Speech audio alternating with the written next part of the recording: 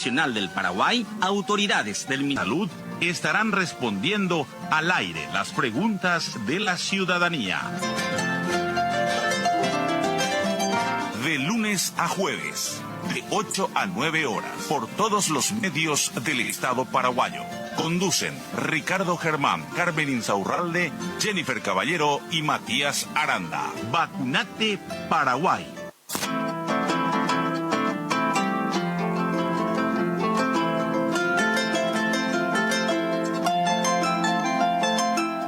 Mañana con 3 minutos, 22 grados, la actual temperatura en Asunción. El pronóstico, reiteramos, para las próximas horas: cálido a fresco, cielo mayormente nublado, vientos del sur, precipitaciones dispersas. Y ya estamos en este bloque especial de Vacunate Paraguay, también en contacto con los compañeros de TV Paraguay. Está Antonia también con nosotros y nuestro invitado especial de la fecha, el doctor Guillermo Sequera, director general de Vigilancia de la Salud.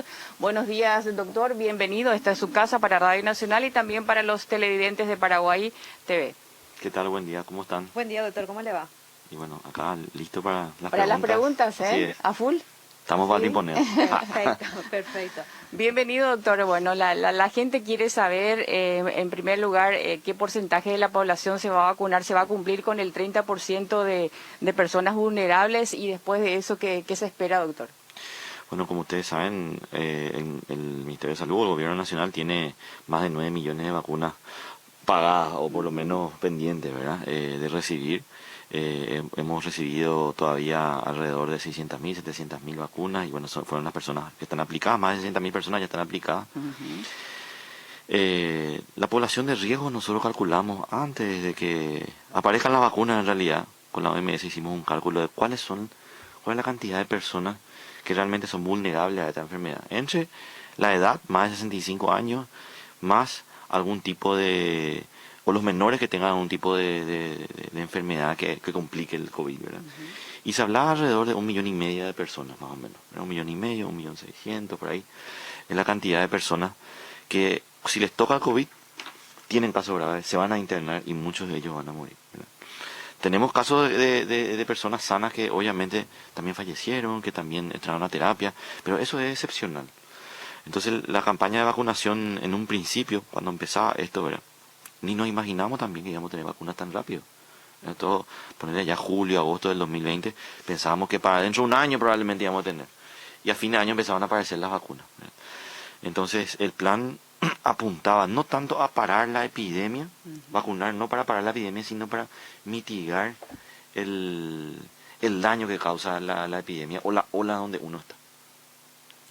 Y es un poco el fenómeno que está pasando, que mucha gente cuestiona la utilidad de las vacunas, lo que pasa en Chile, lo que pasa en Uruguay, o lo que pasó en mismo Inglaterra, Israel, ¿verdad? La vacunación, por más que el porcentaje sea muy alto, 50, 60% vacunados, no para la ola en la que vos estás. El contagio. El contagio puede seguir, inclusive puede aumentar en algunos casos, entra una nueva variante, aumenta el contagio. Lo que sí te para la vacunación es que el sistema de salud deje de recibir pacientes que tiene que internar. O sea, la gente se contagia igual con la vacuna, pero no genera las formas graves de la enfermedad. Entonces no tiene que internarse ni a sala, ni a terapia, y mucho menos mueren. Entonces, ese es el impacto. Y en un principio, cuando nosotros hablábamos de un 30% allá el año pasado, hicimos todo el plan para asegurar ese 30%. Después, si podíamos comprar más, bueno, apuntamos a un 50% de la población más o menos.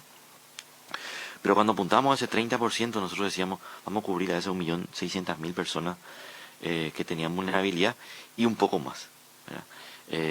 Y bueno, ese es el 30% que buscamos nosotros desde un inicio. Recuerden que no es cualquier 30% de la población. Sí. O sea, no es que de los 7 millones, 30% al azar, no.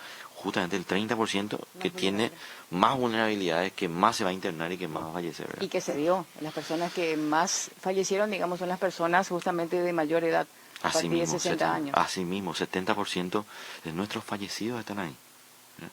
E inclusive, de los menores de 60 años, si nosotros miramos solamente de 59 para abajo, vemos que la mitad de los fallecidos está entre 50 y 59.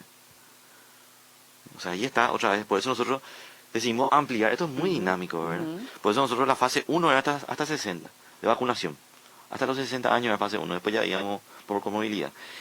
Y al ver los datos veíamos que los de 50, 51, hasta 59 tenían casi la misma mortalidad que el de 60, 60 y pico. decidimos bajar la fase 1 hasta 50 años. ¿Sí? Hay países que hicieron, Perú hizo, otros países también en la región hicieron, en el mundo hicieron eso, de ir usando la edad principalmente. Es el elemento más útil también, porque es muy fácil de demostrar, ¿verdad? Mostrar tu cédula, qué año naciste y ya está. Y hay países que inclusive van hasta 45, 40. Nosotros estamos evaluando de seguir bajando por edad o no. Creemos, hasta ahora los datos nos dan de que probablemente por edad ya está, hasta 50. Vimos el riesgo de mortalidad de uno que tenga 47, 48 versus uno que tenga 40 o 35 es mayor por edad, pero no es mucho. A diferencia de los que tenían 50. Sí, el que tenía 55, 56 tenía por lo menos 10 veces más riesgo del que tenía 45. O sea, tú echas la diferencia entre esos grupos de edad. Entonces, eso hacemos de vigilancia nosotros, ¿verdad? Y que le ofrecemos al PAI, que le ofrecemos a los servicios de salud y a los tomadores de decisiones la información de lo que está ocurriendo a nivel nacional para que las políticas públicas se orienten a cambiar algún programa o una planificación que se hizo, ¿verdad? Anticiparnos a alguna cosa, un poco para eso, ¿verdad? Hablando de esa orientación política, digamos, que se hace de su institución, doctor, ¿el tema de los docentes le alcanzaría este año? Sí, totalmente. Hay una priorización. Cuando nosotros terminemos la fase 1, vamos a entrar a las personas con algún tipo de patología, ¿verdad? Pero también van a entrar las profesiones esenciales que se llama, ¿verdad? Y en primer lugar están los docentes. Los docentes, ¿y cuáles serían esas patologías que ustedes tendrían en cuenta? Bueno. Que priorizarían también. Dejando de lado los docentes Sí, y las profesiones sí, esenciales, sí, ¿verdad? ¿Qué patologías? Bueno, nosotros estamos viendo de que las enfermedades tipo diabetes, tipo... Diabetes 1. diabetes 1 y 2, los dos, ¿verdad? Las personas que tienen problemas cardiovasculares, insuficiencia cardíaca, no solamente hipertensión así por sí solo le da peso a tener una patología, no es que eso es sano, pero otra cosa es que tenga un bypass, que tenga un problema de la válvula, ¿verdad? Las válvulas cardíacas, por ahí esas son las principales, enfermedades cardiovasculares, diabetes, ¿verdad? Y después entraría en tercer lugar todo lo que es enfermedades neurológicas, ¿verdad? Por ejemplo, algún tipo de retraso cognitivo, ¿verdad? Que haga que la persona esté encamada mucho tiempo, ¿verdad? Ese tipo de cosas. Después también entran todas las que son las enfermedades congénitas, ¿verdad? Genéticas, perdón, como por ejemplo el síndrome de Down, ¿verdad? Son las poblaciones que van a estar priorizadas en esa fase de vacunación.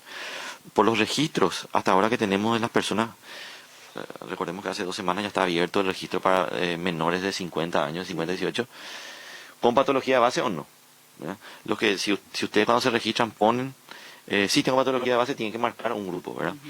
Los que pusieron sí marcaron un grupo, rondan los 200.000. Es relativamente poco, nosotros esperábamos por lo menos el doble de ese número. Probablemente cuando la campaña de vacunación vaya avanzando la gente va a ir vacunándose.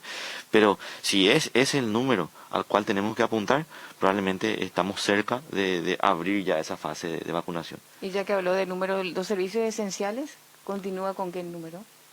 El personal docente, hablamos registrados están alrededor de 70.000 personas. ¿Verdad? Nos pasó el MEC, todos los registros docentes, los que son profesores. Sí. Una cosa es trabajar en una escuela y no ser profesor, ¿verdad? Sí. Pasó también con el personal de blanco, ¿verdad? Que no todo era la parte administrativa, camillero, que manejan la ambulancia, todo eso, ¿verdad? Tenemos que sumar. Y eso también en los registros de personal de salud éramos 70.000, pero en realidad éramos 100.000. Sí. Probablemente el mismo fenómeno ocurra en el grupo docente.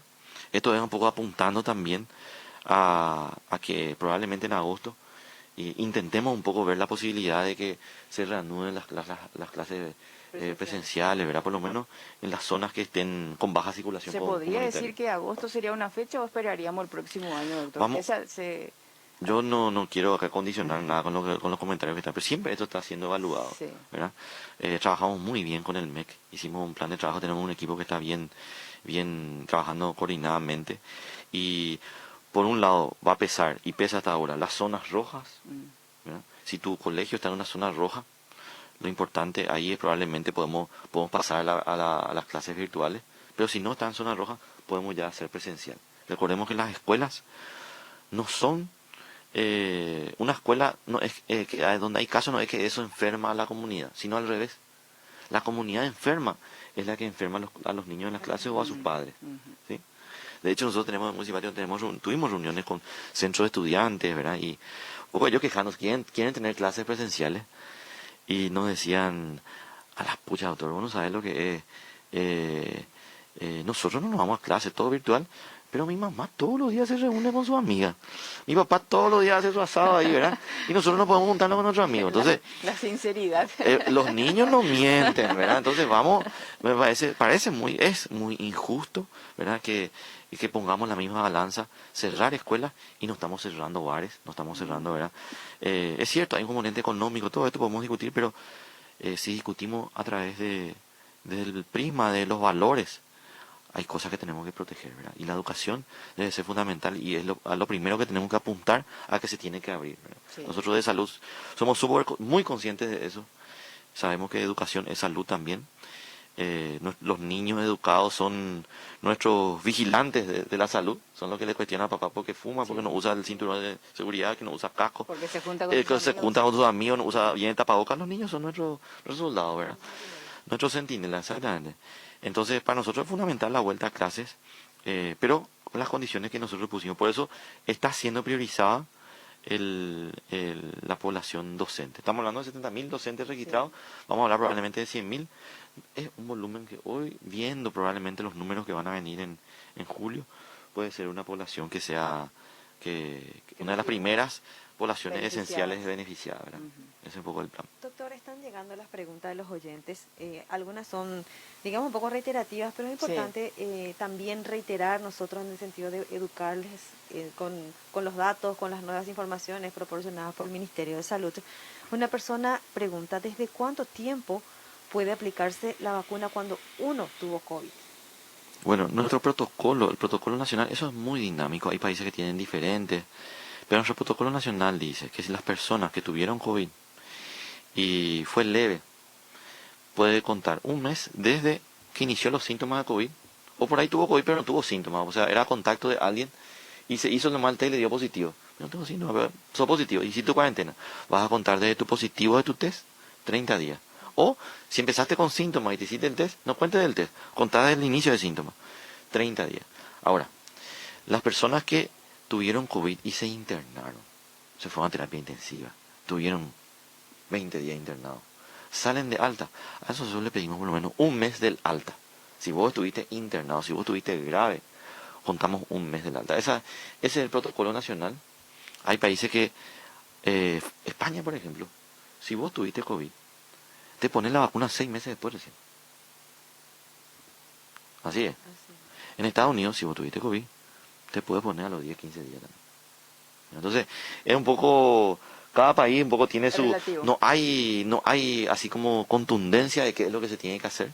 Pero bueno, vamos generando nuestra experiencia. El protocolo nacional es como digo, repito, ¿verdad? Tuviste COVID, si fue leve, si tuviste en tu casa, tuviste con un poquito de fiebre y te quedaste, ¿verdad?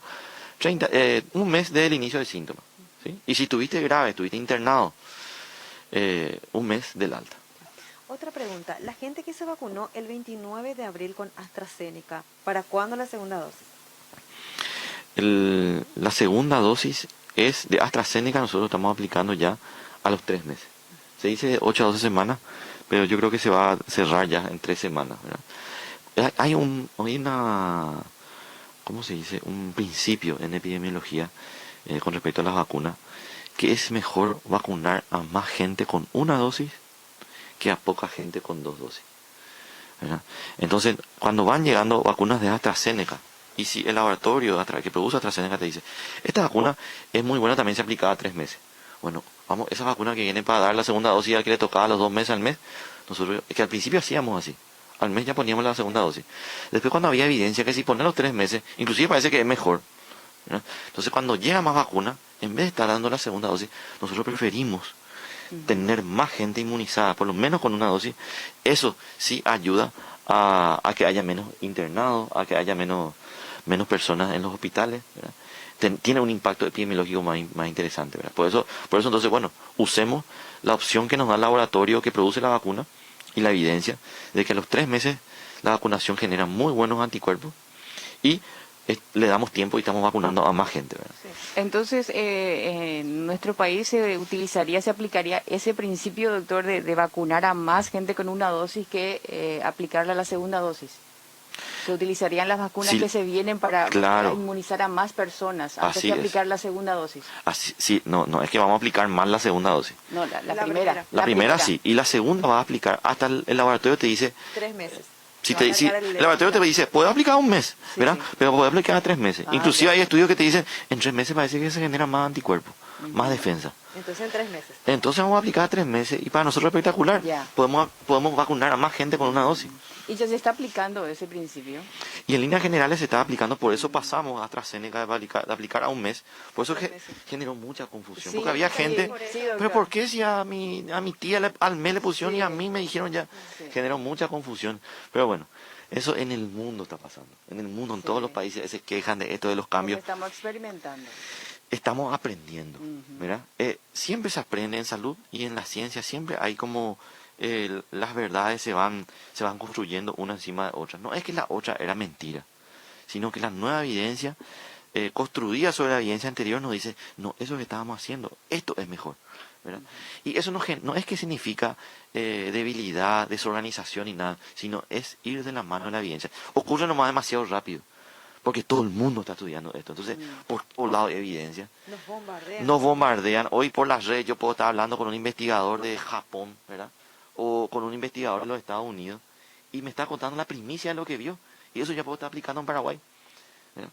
Eso antes ocurría, antes era súper lento, ¿verdad? Antes en un congreso, antes teníamos que estar discutiendo de otra manera, todo era más lento. Hoy el bombardeo, y es también peligroso, ¿verdad? Porque hay que saber elegir las fuentes que dicen o que te cuentan esa evidencia, ¿verdad?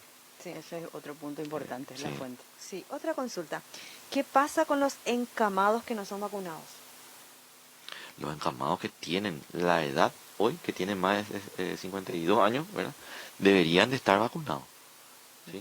Cuando vaya bajando la edad, los encamados tienen que registrarse, tienen que poner la opción encamado. Y si ya pasó mucho tiempo, es lento realmente, te pueden vacunar 15 días, 2, 3 semanas después de tu registro. Incitan ahí en el Twitter del ministerio, escríbanle ahí. Yo a muchos ya le dije que escriban ahí y se organizan un poco, le avisan, depende de dónde está. Está en Villa Lisa, bueno, se habla con la región, con Tienen brigadas con que pueden Central. llegar a las casas. Y claro, porque no se hace un viaje para vacunarle a uno nomás, ¿verdad? Se busca que haya 4 o 5 por lo menos ese día, más o menos en la misma zona, entonces ya se hace un barrido, ¿verdad? Porque abrir un frasco para ir a vacunarle a uno nomás no vale la pena. Pero si vos vas juntando, bueno, acá ya tengo uno, ¿verdad? Acá tengo 8. Y no bien, tengo 2 nomás todavía. Entonces, lo que por ahí nos falta es avisar, ¿verdad? Sí, está registrado, ¿verdad? Estamos esperando que hayan 2 o 3 personas en la misma condición en la zona y ya pasamos por ahí, ¿no? Doctor, esta persona aporta más datos, que justamente preguntó el tema de los encamados. Dice, son 2 hermanos que están en cama, tienen más de 70 años y no han recibido la vacuna, pero porque ellos son, o sea, por lo menos dice la ubicación, ¿verdad? Ellos son de Carmen del Paraná.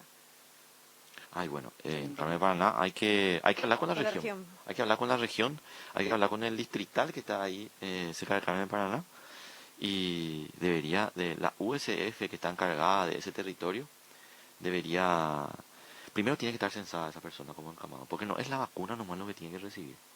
Un montón de otras atenciones, ¿verdad? Un montón de otros cuidados. Y no solamente medicamentos e insumos, sino de enseñarle a la familia cómo convivir con una persona encamada. Ese también es el trabajo de salud, no solamente estar repartiendo pastillas y vacunas por todos lados, ¿verdad? Hay que enseñar estilos de vida saludables, hay que enseñar a alimentarnos, hay que enseñar a cómo cuidarnos del COVID y de un montón de otras enfermedades, ¿verdad? Y cuando uno tiene encamado en casa, no solamente el COVID es el problema, ¿verdad? Hay un montón de virus. Hoy, no sé si recordarán, nosotros la semana antepasada ya sacamos una alerta de que está circulando el virus sincitial respiratorio, un virus que todos los inviernos circula, pero se disparó un poco en las últimas semanas. El virus sincitial afecta muchísimo a los niños más pequeños, principalmente, pero también a los abuelitos encamados. Entonces, la higiene de manos, los cuidados de limpieza, ¿verdad?, a una persona encamada son fundamentales, y eso, el puesto de salud, la USF más cercana, debería empoderar a su territorio de este tipo de recursos, ¿verdad? Una persona consulta, la Neumo 23 de distribución gratuita, ¿ayuda para evitar complicaciones de neumonía por COVID? ayuda la Nemo 23 es muy buena para disminuir las neumonías por bacterias, ¿verdad? Vemos que el COVID, en un tercio de los casos más o menos, de los que se internan, digamos, ¿verdad? Están los que se internan, que son la minoría realmente. De los que se internan y hacen neumonías por COVID, el pulmón queda tan, es como ¿cómo voy a decir? El pulmón es el lugar de guerra, nuestra defensa y el virus ahí se pelean. Entonces ese lugar queda un poco destruido, digamos, ¿verdad? Como el campo de batalla donde están los cuerpos tirados, ¿verdad? Y la batalla continúa. Ese es el pulmón. Por eso el pulmón de uno que tuvo COVID, uno que tuvo grave le cuesta recuperarse. Ese pulmón, ese lugar empantanado, posguerra, digamos, es espectacular para caldo de cultivo de otras bacterias. Sí. Entonces, si la persona se sobreinfecta, puede tener una neumonía bacteriana y hay que usar antibióticos otra vez. Y si uno está vacunado, puede ayudar. Principalmente las personas que tienen ya problema pulmonar, ¿verdad? Una persona que es asmático, grave principalmente. Una persona que tiene enfermedad pulmonar crónica porque fumó mucho. Digo, luego en pasado, ¿verdad? Pues debería dejar de fumar ya con el tema de COVID. Fumó mucho y tiene los pulmones rígidos. Entonces, esas son las personas que deberían sí o sí tener la vacunación. Y más de 60 años también es recomendar la vacunación contra el neumococo, ¿verdad? Sí, otra consulta. Después de tener la primera dosis, ¿hay riesgo de sufrir una reinfección y que sea grave en comparación a la primera infección? Tenemos muy pocas reinfecciones. Reinfección existe. Así te he confirmado que le vimos al virus y acá, al otro virus las dos veces, a nivel molecular, solamente nosotros pudimos ver una. ¿No? Pero de registro de reinfecciones, personas que tuvieron una vez y después vuelven a tener, tenemos alrededor de 200 más o menos. Un poquito menos creo que hay. Entonces hay 200 registros, por ahí hay un poco más, ¿verdad? Pero no creo que sea 10 veces más. Bueno, un 250 por ahí. Son personas que tuvieron COVID y después de 3 meses generalmente, o un poco más, ¿no? El promedio está entre 150, 120, 150 días de la primera y la segunda vez. Tenemos casos que 45 o 60 días ya tienen, los pocos. Gran parte 90. Pero el promedio general, otro luego 250. Pero el promedio está entre 120 y 150 días que vuelven a tener. ¿Cómo les fue a esos 200 la segunda vez?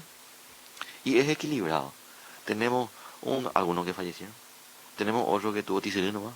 Tenemos otro, o sea, no hay un patrón que diga, así como el dengue.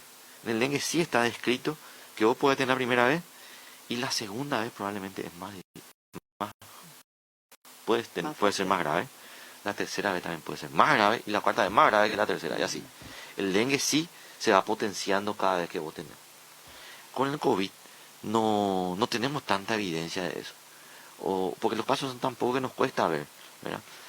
Tenemos reinfecciones y estamos viendo que es muy equilibrado. Tenemos de que la segunda vez no le pasó nada y la primera tuvo grave, la segunda vez tuvo grave otra vez, la primera tuvo grave, la segunda vez tuvo leve y tenemos la primera tuvo leve, después tuvo grave, o sea, no les puedo yo decir que sea más grave o más leve la segunda vez. Por eso hay que cuidarse igual, ¿verdad? ¿Qué porcentaje, doctor, se tiene contabilizado de gente que volvió a tener el COVID? Y 200. 200. 200 más o menos. Esos 200, obviamente la mayoría son de Central y Capital. Gran parte también de Alto Paraná. ¿Edades? Y no es muy diferente de los que tuvieron COVID, ¿verdad? El promedio de edad está entre los 30 35 años. Ese es el grupo que más casos tiene. Hay de todo el rango etario, pero no hay una diferencia del que vuelve a tener. Nosotros hicimos análisis, los que tuvieron reinfección y el resto de la población. Muchísimos casos tuvimos. Doctor, 500.000 casos ahí tenemos. Sí. Y 200 reinfecciones nomás. O sea, la reinfección es un fenómeno raro, pero no imposible. doctor, yo sé que esto que te voy a decir genera un montón de polémica, suspicacia y opiniones de todo tipo, ¿verdad?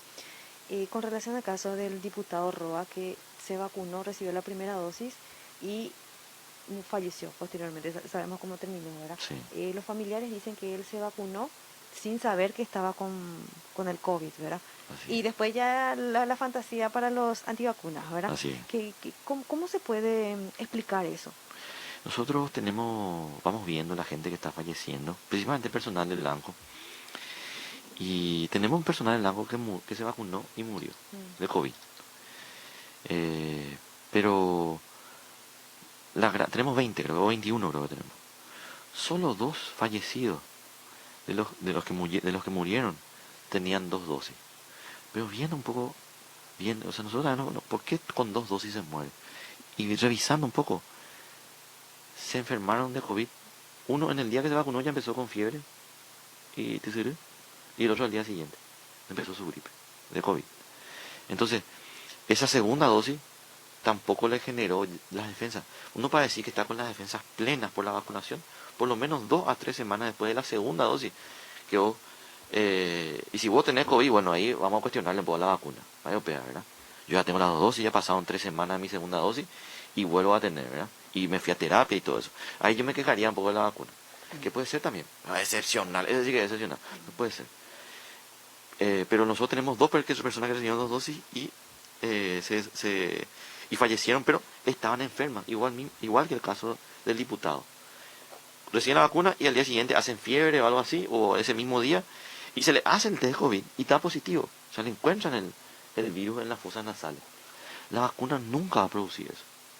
La vacuna, eso es importante destacar, ¿verdad? Uno se puede poner la vacuna y puede tener fiebre por la vacuna, puede tener un montón de otros problemas de la vacuna que podemos discutir, ¿verdad?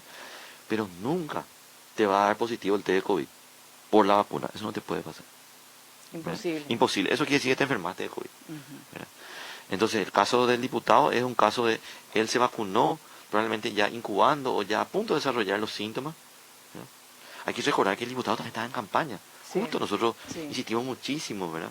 Él estuvo en campaña todo ese periodo de Miguaguazú. Bueno, y ser político es una profesión de riesgo. Implica riesgo. Ser político es abrazarse con todo el mundo, hablar con 1500 personas que ni no conoces. Todo el día estás hablando con gente, ¿verdad? Y a veces tienes que abrazar gente. Estás haciendo ahí un pacto, algún arreglo, ¿verdad? Político que tenés que... por eso la profesión del político es una profesión que debería considerarse como esencial también, ¿verdad? Sí. Doctor, otra consulta. Los pacientes con cardiopatía congénita con insuficiencia vascular, ¿qué vacuna podrían aplicarse o podrían recibir? Los problemas como insuficiencia cardiovascular o problemas cardiovasculares así en general no tiene una indicación específica de tal o cual vacuna. Cualquiera le puede servir. Cualquiera. Doctor, otra consulta también con relación a lo que se vive en Chile, con una población altamente ya vacunada, ¿verdad? Y vuelven a tener un pico de contagios. Y un poco lo que cuando hablamos al principio, Sí, ¿verdad? sí. Uno puede tener una alta tasa de vacunación, pero la cantidad de contagio puede ser que no pare, ¿verdad? Pero sí, lo que va a disminuir o va a dejar de aumentar son los internados, son los que están en terapia intensiva, son los fallecidos. Eso es lo fundamental, ese es el número que tenemos que ver. Lo mismo ocurre con influenza todos los años. Y olvidémonos del COVID. Estamos en 2019 y hay un virus que todos los inviernos viene a hinchar la pelota. Y él es influenza, ¿verdad? Tenemos vacuna para eso. Vas a ver que las personas que se vacunan rara vez entran a terapia intensiva por influenza o se complican o fallecen. Muy excepcional. Las personas que se complican o se enferman mal de influenza son las que no se vacunaron. El que dice yo me vacuné de influenza y me pegó mal, tuve influenza, la vacuna no. Me hizo peor. Ese me es enfermó. ese es el que estabas incubando Sí. justamente cuando te vacunaste. Porque las defensas se generan 2 a 3 semanas después de la vacunación. Antonia, doctor, estamos también en comunicación con nuestros compañeros de Paraguay TV. Seguramente tienen alguna consulta ahí. Jenny, Matías, no sé quién está. Están escuchando todo Están lo escuchando. que el doctor está manifestando con relación a las preguntas, ¿verdad? De hecho, que están haciendo también las preguntas a través del WhatsApp, el 0961920920. Instamos a la gente que puedan hacer Claro. llegar sus mensajes, sus consultas llamadas. al doctor, no llamadas, o pueden ser también audios, ¿verdad? Que es lo que podemos compartir también para que podamos aprovechar el tiempo disponible del doctor en este espacio Vacunate PY. Una pregunta también dice, ¿cuál es el trabajo de campo o científico del doctor Sequera? Dice, ¿cuál es su rol, doctor? ¿Qué hace vigilancia? ¿Qué hace? ¿Qué vigila? ¿Qué hace usted? ¿Qué vigila? ¿Semáforo rojo, verde, amarillo? Bueno, antes que nada, es importante diferenciar lo que es vigilancia sanitaria de vigilancia en la salud. ¿Sí? Parecen lo mismo. Vigilancia sanitaria está relacionado a todo lo que es el tema de los medicamentos, de los insumos, principalmente medicamentos, el registro de medicamentos, cuando uno trae una droga nueva al país, cómo registrar, qué nivel de calidad tiene que tener. Eso es vigilancia sanitaria, ¿verdad? Las patentes de una nueva droga, ese tipo de cosas. Eso es vigilancia sanitaria. Y la vigilancia de la salud está relacionado con estudiar un poco lo que va ocurriendo. Es más, como en otros países le llaman la Dirección Nacional de Epidemiología. Como monitoreo. Monitoreo. Epidemiología significa epi, es alrededor, sobre, ¿verdad? Demio, demos, viene pueblo, gente, y logía, logo, ¿verdad? Estudio. Estudio, ¿verdad? De lo que le pasa a la gente. Entonces está muy asociado a los bichos, ¿es cierto? Qué sé yo, una epidemia, algo. Cuando decimos epidemia ya nos imaginamos ya una película, un virus que viene, ¿verdad? Pero en realidad las epidemias pueden ser epidemias silenciosas. Por ejemplo, epidemias conductuales como por ejemplo el sedentarismo, la obesidad. Son epidemias que nuestra Mentales. salud mental, ¿verdad? La diabetes. Son enfermedades que matan muchísimo en nuestro país y que van creciendo.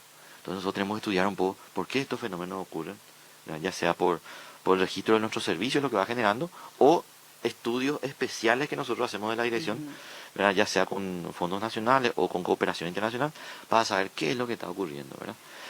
Sí, el fuerte siempre fue enfermedad infecciosa, ¿verdad? Hay que recordar que el Ministerio de Salud nace luego con un espíritu un poco de frenar la malaria, frenar la fiebre amarilla, ya cuando nos moríamos de malaria acá en Asunción, ¿verdad?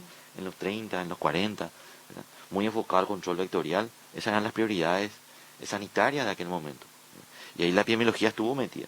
Y poco a poco, a medida que la sociedad fue avanzando, la epidemiología fue estudiando otros fenómenos de salud, ¿verdad? Como los conductuales, ese tipo de enfermedades crónicas, cáncer. Doctor, hablando de ese estudio que se hace a la gente o a los bichos, como dice usted, y habló también de algo muy importante de salud mental. ¿Cuál es el análisis que están haciendo ustedes ahora como autoridades, todo este tema al post-COVID de la gente, ese tratamiento que debe recibir? Porque hablas con el cardiólogo y te dice, hay problemas del corazón, luego por más que antes no la tenías, la persona que entraron en un estado grave y le tomó mal la enfermedad, sí o sí va a tener que tener un tratamiento de por vida. Hay problemas, como dice usted, del pulmón, del riñón. Hay secuelas importantes y que va a requerir este tratamiento y nuestros hospitales están abarrotados. Nuestros médicos ya dicen basta. Así es, el COVID, estas olas del COVID agudo, ¿verdad? De contagio, es la batalla hoy, pero a largo plazo todavía no dimensionamos el tamaño de complicaciones y de complicaciones a largo plazo que puede generar el COVID, ¿verdad?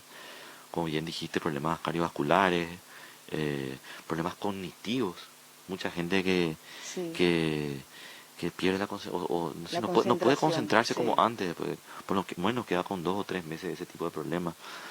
Eh, Problemas también metabólicos. La verdad que la complejidad es inmensa y principal, el gran peso queda en la fatiga y problemas respiratorios. Ahí es interesante, podemos hablar un poco con la directora del programa Respiratorias Crónicas, un día que venga a visitarle, hay un plan que se está trabajando ahí para trabajar ya lo que es, para enfrentar lo que se viene, fortalecer a los servicios de salud de un equipo que pueda llevar todo lo que es la rehabilitación pulmonar más que nada, Sí. de las personas que tuvieron COVID y más aquellas que estuvieron internadas y tuvieron en respirador. El respirador es una máquina que nos salva la vida en ese momento, pero también golpea mucho los pulmones, ¿verdad? Y hay que hacer una rehabilitación correspondiente. Entonces, hay cosas que estamos haciendo, todavía no dimensionamos las otras aristas. El tema de salud mental es fundamental y es el más complejo de todo. Sí. Entonces es complejo. Yo voy a hablar un poco con la directora del programa de respiratorias crónicas y que venga un poco un día a estar con ustedes, que les cuente un poco lo que se viene con respecto a eso. Sí. Doctor, hay más preguntas, hay más consultas de los oyentes, pero vamos a responderlas luego de la pausa. Ahora tenemos un corte, Un cortecito. Quiroga, y enseguida volvemos.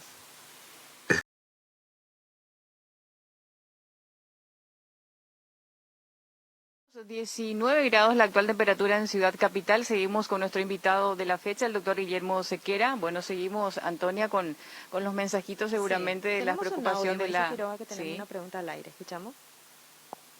Buen día, doctor Guillermo Sequera, buen día, ¿cómo estás?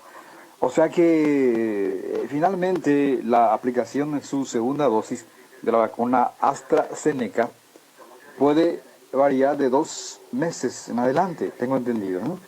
Porque hay lugares en el centro vacunatorio de Capiatá, por ejemplo, se puso como fecha de aplicación de su segunda dosis un periodo de 2 meses. Y sin embargo, hay mucha gente que sostiene que tiene que ser a los 3 meses. Pero ahora estoy escuchando la radio y tengo entendido que desde los 2 meses sí ya se puede aplicar la vacuna en su segunda dosis. ¿Estoy en lo cierto, doctor? El, así es, ¿cómo se dice? El Plan Nacional de Vacunación, como expliqué, es dinámico. Nosotros inclusive hablábamos antes que era un mes nada más.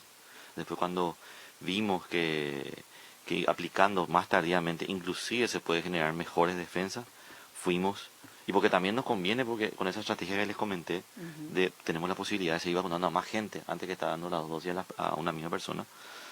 Eh, lo recomendable es a partir de 8 semanas, de 8 a 12 semanas. 8 semanas es 2 meses. ¿Verdad? Y 12 semanas es 3 meses. Así que a partir de las 8 semanas uno puede ir a vacunarse, pero les recomiendo que si es 3 meses, tal vez parece que es mejor, según los datos, según los diversos estudios internacionales. Doctor, otra persona dice, ¿por qué no bajan la edad hasta los 30 años, que son los que trabajan y salen a laburar? En San Pedro la gente no quiere vacunarse y tendrían que ir a dar charlas para que la gente pueda apreciar el valor de la vacuna. Sí, vamos a ir bajando por edad.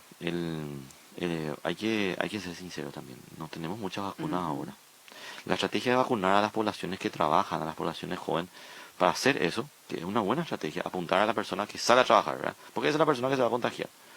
Y las personas que no salen o que están más en casa o tienen un círculo social más reducido, como pueden ser los abuelitos, ellos pueden esperar porque el virus le va a entrar por el otro grupo, ¿verdad? Si tenés pocas vacunas, le voy a poner un ejemplo, tenés 2 vacunas nomás y somos 10. Y yo te digo, de los 10, 2 personas que si tienen COVID se van a morir. Y el resto no se va a morir, pero ese resto es el que sale a contagiarse, ¿verdad? Vos tenés 2 vacunas nomás. ¿A quién le va a poner? ¿A ese resto que sale a contagiarse? ¿O al que si tiene se va a morir? Cuando tenés pocas vacunas vas a apuntar, no tanto para parar la epidemia. Por eso el espíritu que le dije al principio, el plan de vacunación en un principio apuntaba un 20-30% nada más. Porque cuando hay escasez global o hay pocos recursos, vos esos recursos apuntás a la persona que si tiene COVID puede tener la forma más grave. Entonces, esas pocas vacunas nosotros destinamos primero mayores de 75 y así fuimos bajando. A medida que van llegando los números, vamos a llegar a esos grupos de edades, ¿verdad? La otra pregunta era de San Pedro, ¿verdad? Sí. Y vamos a tener que ir a San Pedro, ¿verdad? Vamos a tener que ir a discutir ahí. Pero es un trabajo no solamente del Ministerio de Salud, ¿verdad? Eso ya lo hablamos también con las gobernaciones. La Iglesia nos está ayudando mucho en esto, ¿verdad? Y la Iglesia Católica, también las otras iglesias que están empoderadas con las campañas de vacunación. La evidencia en el mundo es contundente de que los países que pudieron avanzar con la vacunación, por lo menos dejaron de morir de COVID. Sí, hay otra ola y hay otro aumento de casos, eso, pero está dejando de morir la gente de COVID, que es lo fundamental. Entonces, aquí hay que pedir ayuda a salud para concientizar, pero también nosotros queremos trabajar esto con diversos actores, con diversos líderes de la comunidad para poder llegar a la gente. No todo es desde salud, el esfuerzo tiene que ser de toda la comunidad porque estamos hablando de lo más importante para una sociedad, ¿verdad? La vida de la gente que vive en esa sociedad. Doctor, dos preguntas en una, ¿verdad? Esta oyente dice, una congestión nasal, quiere saber si es que puede ir a vacunarse. Y mira, mucha gente me dice, es mi alergia, no yo suelo tener, ¿verdad? Y puede ser, ¿verdad? Si es la alergia, uno sabe también cuando eso es alergia, ¿verdad? Pero cuando es medio atípico, cuando hay algo más, mejor nomás ir a hisoparse, ¿verdad? Más si en el entorno reciente de esa persona, eso hay que preguntarle, si alguien en su familia, alguien en su trabajo estuvo con COVID, que ella reconozca, ¿verdad? Si sí o sí pasó eso, es muy probable que su tisuru es probablemente COVID. Doctor, ¿cuándo se le va a vacunar a la gente que está poniendo el pecho por la economía? Dice, es lo que ya respondiste hace unos minutos. Así es. Mucha gente está poniendo el pecho por la economía y es generalmente la gente joven, ¿verdad? Los trabajadores que están, qué sé yo, entre 30, 45 y ahora 50 años, son la edad productiva, ¿verdad? Tanto del hombre como de la mujer. Pero estamos hablando de un bolsón de la sociedad mucho más grande, estamos hablando probablemente de 1 millón de personas. Eh, y son personas donde el riesgo de COVID, de morir, es muy bajo. A diferencia de unas 600.000 personas más o menos que tienen más de 60 años, que el riesgo de morir es probablemente 20 veces más que uno que tiene 30, 35. Entonces vamos a salvar la vida de la gente primero, ¿verdad? Y luego, como dije, ¿verdad? La epidemia puede seguir su ritmo, inclusive vemos señales de descenso, que es importante, puede volver a aumentar, entra la variante Delta, ¿verdad? Se nos puede complicar, pero si estamos inmunizados, si nos vamos inmunizando, puede venir esa ola nueva, pero va a causar menos estragos en el sistema de salud, va a haber menos internaciones y menos muertes.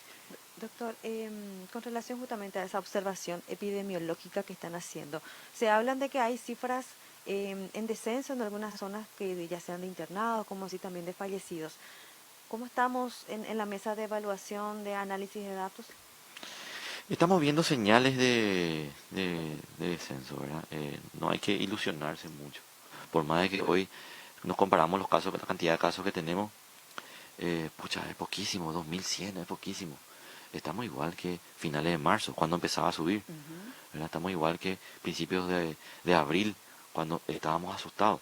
El tema está que nosotros no nos asusta más casi nada, ¿verdad? Ya estamos un poco naturalizados con ver 120 fallecidos y vemos 110, está bajando, hay poco, ¿verdad? Cómo todo se relativiza y se naturaliza, ¿verdad? Es impresionante.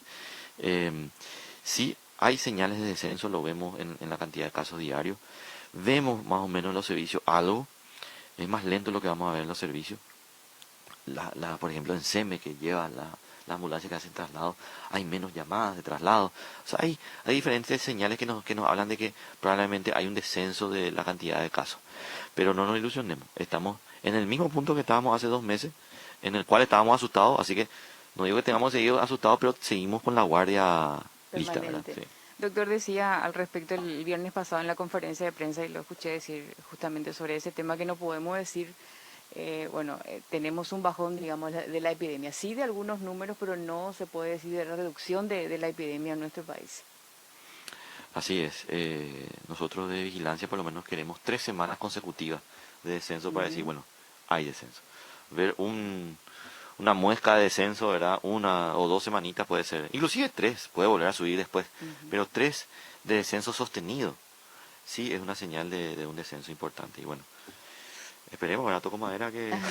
Y a nivel regional, ¿cómo estamos? ¿Qué A nivel datos? regional también se está viendo, eso se ve en Uruguay, se ve en Argentina un ligero descenso, Brasil está bastante estable, Chile por ahí nomás también, pero en línea general como que hay una muesca de descenso en todo Sudamérica. Doctor, dice esta persona, ¿cuándo van a poder aplicar la segunda dosis, la Sputnik? Nosotros estamos esperando, o sea, la Sputnik también fue otra vacuna que al principio era al mes y después Gamaleya sacó unos documentos donde decía de que se puede aplicar también a los 3 meses. Tiene que ver también con el tema de producción de vacunas desde Rusia. Ellos prefirieron producir más el componente 1, distribuir en todo el mundo el componente 1 de manera masiva y al demostrar que a los 3 meses funciona bien la vacunación, cuando llegue a los 3 meses van a empezar a producir el componente 2, no solamente para Paraguay, sino para Argentina, para todos los países que están usando, Bolivia también está usando Sputnik. Entonces, hoy Sputnik es a los 3 meses de la primera dosis. Otra persona dice, doctor, a ver, ¿cuándo podré vacunarme? Tengo una enfermedad de base cardiológica. Me llamo Patricia y tengo 33 años. No sé cuál es su base cardiológica, pero bueno, una enfermedad cardiovascular a los 33 años probablemente le estaría tocando. Nosotros esta semana, esperemos que la próxima bajemos a 50 y luego con los primeros días de julio, con los primeros cargamentos más importantes de vacunas que recibamos, debería estar ella registrada, ¿verdad? Que esté registrada, que ponga su patología de base, que tenga los documentos que acrediten esa patología y estaría entre esas, como le dije al principio, hay 200.000 personas que se registraron, que tienen menos de 50 años y que tienen una patología de base. Sería el caso de ella. Espero que esté registrada ella, así que yo creo que está pronto de recibir su vacuna. Doctor, otra consulta también que nos hacían en vista a experiencias ya de otros países, especialmente creo que Estados Unidos, que están aplicando vacunas a adolescentes o niños, 13, 15 Ujú. años. En Paraguay veremos eso a mediano plazo, ¿cómo Vamos a lo ver, vemos? vamos a ver, hay países que no están haciendo eso. Hay países, Alemania, por ejemplo, no está haciendo eso. Alemania no está vacunando embarazadas, por ejemplo. Nosotros sí, en Estados Unidos le vacunan a menos de 20 semanas. Como les dije, acá no hay que copiar todo lo que hace alguien. Hay que analizar bien, hay que ser prudentes. Lo discutimos mucho también a nivel regional, ¿verdad? No todo lo que hace Estados Unidos es espectacular, ¿verdad? Ellos tuvieron la peor epidemia. eh, Uno de los países, después de Perú, está entre los 10 países con más muertos por habitante. O sea, no todo lo que hace Estados Unidos es perfecto y hay que copiar. Hay cosas que podemos aprender de ellos, cosas que hicieron bien y cosas que hicieron mal. Entonces, a ser prudentes, ellos están haciendo esto, pero también dentro de un ensayo, generando un poco de evidencia a nivel global y nosotros vamos a aprender de eso. ¿Verdad? Ujú. Siguiendo el hilo de Antonia, la disponibilidad, pregunta la gente también de vacunas que se podría tener este año, además de las que están ya por contrato y comprometidos con Paraguay para que vengan, doctor. Completamente tu pregunta es qué vacunas van a venir en julio de tu pregunta, ¿verdad? ¿Y cuántas? Lectura comprensiva. Carmen, yo realmente no manejo eso, Ujú. ¿verdad? Sí, el ministro y las autoridades más altas, ¿verdad? Porque saben ustedes que que lleguen las vacunas no tanto dependen ya del Ministerio de Salud, dependen De la producción. de Cancillería, ¿verdad? De De las los arreglos y negociaciones. de las negociaciones. Entonces, a ese nivel se maneja, a ese nivel se tiene la primicia, Ujú. ¿verdad? Y nosotros nos enteramos casi igual que ustedes, ¿verdad? Al momento en que el canciller o el mismo ministro avisa en los medios, le avisan al presidente, y bueno, y ahí un poco, nosotros estamos listos para recibir los cargamentos, ¿verdad? Ujú. ¿Tenemos otra consulta al aire? Buen día. Yo quiero saber si me puedo aplicar ahora la vacuna a la influenza. Yo ya me apliqué la primera dosis de la anti-COVID. Yo quiero saber, no me contestaron esa pregunta. ¿A qué? ¿A qué, Doctora, doctor? Te conteste. toca a vos. Bueno, influenza, nosotros nuestro plan recomienda poner la vacuna de influenza 15 días después de tu dosis de COVID. ¿Sí? Cada vez hay más evidencia de que probablemente se puede poner el mismo día y todo. Hay países que están poniendo a los 7 días. Yo creo que nosotros vamos camino a eso. Probablemente en los próximos días una reunión con sociedades científicas y esto hay que discutirlo un poco, ¿verdad? Como repito, no todo lo que hacen otros países tenemos que copiar nosotros, ¿verdad? Entonces, hasta ahora, hoy, la recomendación es ponerte tu vacuna de influenza 15 días después de la primera o la segunda dosis de tu vacuna de COVID.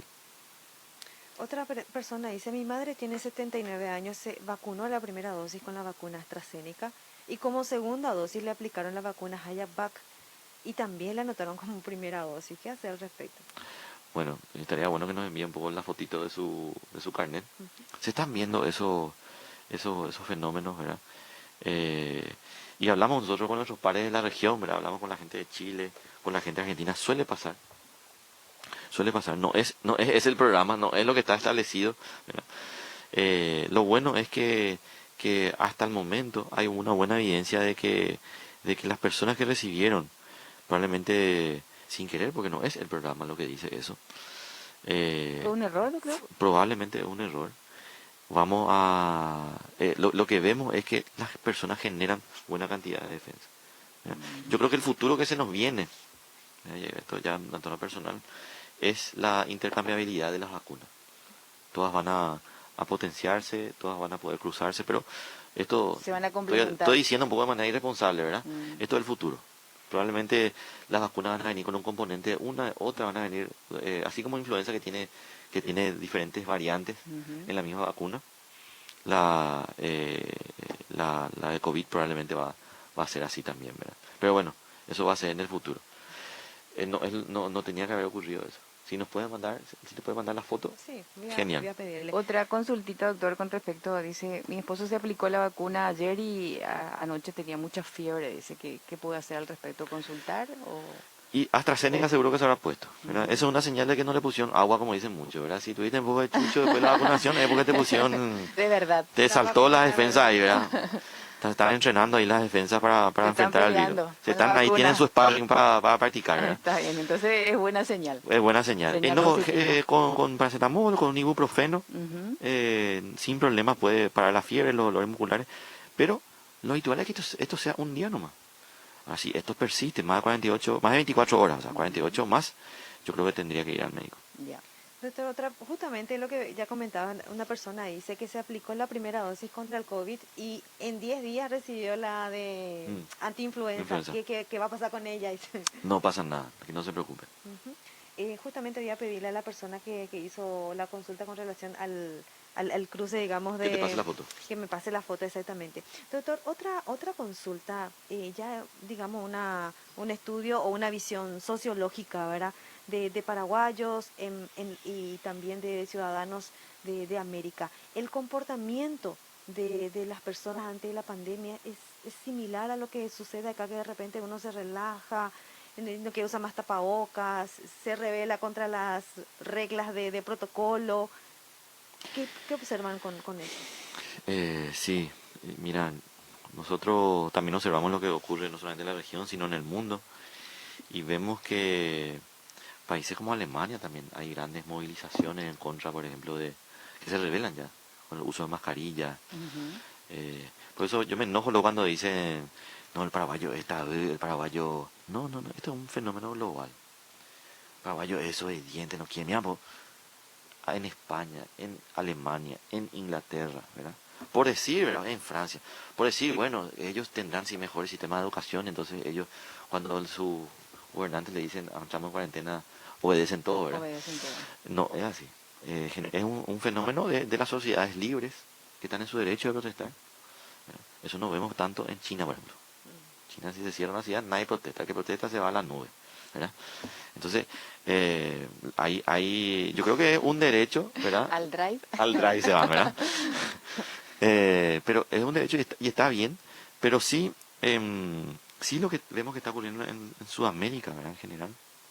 Hoy Sudamérica es un poco el epicentro de los casos en el mundo. Es la zona del mundo donde más casos está teniendo. Es la zona del mundo donde, es cierto, como dije, hay una muesca de descenso, pero si nosotros vemos los continentes y le ponemos a Sudamérica como un continente, no toda América, Sudamérica es la zona donde más casos hay. Y tiene que ver, por un lado, por el cansancio. Estamos más de un año y medio con esto, ¿verdad? Hablando de Tiene eso, que ver, sí. tiene que ver, yo cerrar nomás, que nuestras sociedades no tenemos este componente de protección social. Una cosa es irte de cuarentena, y para mucha gente ir de cuarentena es un lujo. Pero si el Estado te da, en Inglaterra vos te quedas en tu casa y recibís 1.000 pounds por una semana para quedarte. Así es fácil quedarte en tu casa, Sí. ¿verdad? Pero nosotros tenemos un estado de bienestar tan desarrollado para ese tipo de cosas. Entonces hay que salir a trabajar igual, y bueno, eso, tener una economía activada es tener también al virus activado, ¿verdad? Hablando de tapabocas, doctor, para cerrar esto, vamos a decir que Paraguay es bendecido y vienen todas las vacunas y todos podemos tener esa posibilidad de inmunizarnos. ¿Hasta cuándo nosotros podríamos seguir utilizando esto que es tan incómodo? ¿Deberíamos o la población debería utilizarla? ¿Cuáles las perspectivas que se tienen al respecto? Pucha, difícil hablar de eso. Ojalá que antes de fin de año estemos sin tapabocas. Ojalá. Yo creo que sí vemos un futuro inmediato, probablemente en los meses de agosto, ¿verdad? Y espero que dure hasta septiembre, una tranquilidad, a no ser que entre una variante nueva. Para eso hay que estar bien vacunados, para que si entra y haya muchos contagios, no haya tantos casos graves y muertes, ¿verdad? Entonces, quizás después de esa ola,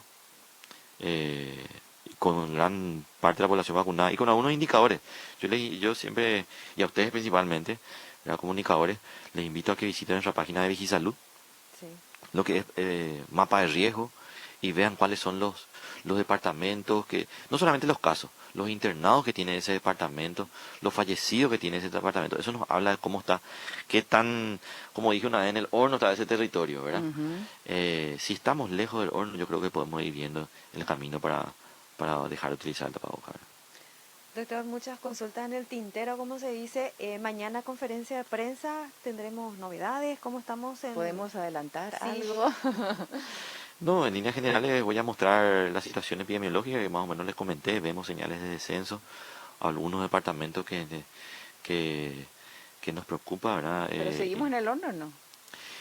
Y en número de casos sí, somos el país con muchísimo, estamos en el top 10, ¿verdad? Entonces seguimos en el horno. Se bajó nomás el fuego. Se puso medio mínimo. No sé si mínimo, pero... De 220 a 180. Claro, ¿eh? esa frase dije hace un mes. Sí. Y fue- era el pico, teníamos casi el doble de cantidad de casos, 3.000 casos por día, llegamos a los 140 fallecidos, realmente estamos en el horno y bueno, ojalá que este descenso que estamos viendo sea sostenido y podamos decir que estamos saliendo del horno de manera contundente. ¿Verdad? Bueno, Doctor, agradecidas y todos agradecen tu presencia. Sí. Nos enseñaste muchísimo y nos reencontramos la semana que viene, ¿no? Nos vemos el jueves que viene. ahí está. Exactamente. Bueno, hacemos un cortecito, don Víctor, y despedimos también a los compañeros de Paraguay TV. Gracias, doctor, por la visita. ¿eh? Le esperamos No, por nuevamente favor. el jueves. Hasta luego. Hasta luego.